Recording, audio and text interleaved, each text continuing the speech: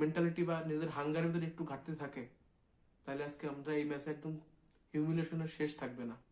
কারণ সিটি যে ফর্মে আছে, তারা গত 15-16 ম্যাচ তারা আনবিটেন। তো সে বুঝতে পারছেন সিটি আজকে কি ফর্মে থেকে খেলতে আসছে আজকে। তো সেক্ষেত্রে আজকে আমাদের এমনিতে যেহেতু স্কোরের অবস্থা খারাপ, আমি একটা রিপোর্ট দেখলাম যেখানে জুড বেলিংহাম, ফেদে ভালভার্দে এবং রুডিগার সবারই স্লাইড ডিসকমফোর্ট আছে, তারপর তারা খেলতেছে।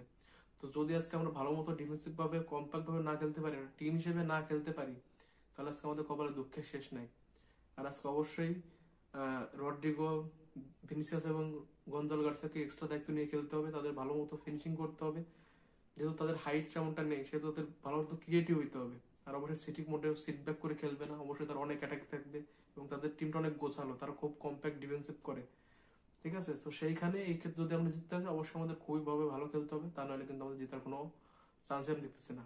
আজকে আমাদের মিডফিল্ডটা একটু হয়তো ভালো থাকবে, কারণ যেহেতু সেবায়াস আছে, আর সেবায়াস তার দিনে সে টনি ক্রুস থেকে কোনো অংশ কম নাই। He is a better midfielder than Arda Guler himself. আর তো হয়তো ক্রিয়েটিভিটি সেবায়াস থেকে অনেক বেটার, কিন্তু সেবায়াস যে স্টেবিলিটি প্রোভাইড করে মিডে, সেটা অন্য কোনো ক্ষেত্রে আপনি পাবেন না। আপনি টনি ক্রুসের পরে যার পাসিং সবথেকে ভালো আমাদের স্কোয়াডের ভিতর, সেটা হলো সেবায়াস। তো he is player to us today. সাথে আমাদের সবগুলো প্লেয়ারকে যেভাবে তারা খারাপ ভাবে সিজন কাটার সাথে থেকে আজকে একটা ঘুরে দাঁড়ানোর সময়। আর রদ্রিগো লাস্ট 32 ম্যাচে গোল করতে পারে না, তো রদ্রিগো সিটির সাথে বরাবরই ভালো খেলে। সিটির একদম তিরাস রদ্রিগো। তো রদ্রিগো কি করতে পারে সেটাও দেখার বিষয়, বহুত দিন পর সে স্টার্ট করছে। আর বাদ বাকি এই ম্যাচ নিয়ে আপনাদের কি মতামত অবশ্যই জানাবেন। আর আজকে আবার রুডিগার হল্যান্ড কাটকে দিতে পারবে?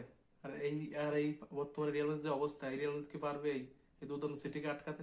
আপনার কি মনে হয় অবশ্যই কমেন্ট সেকশনে জানাবেন। আর এই ম্যাচ নিয়ে আপনার প্রেডিকশন কি অবশ্যই জানাবেন।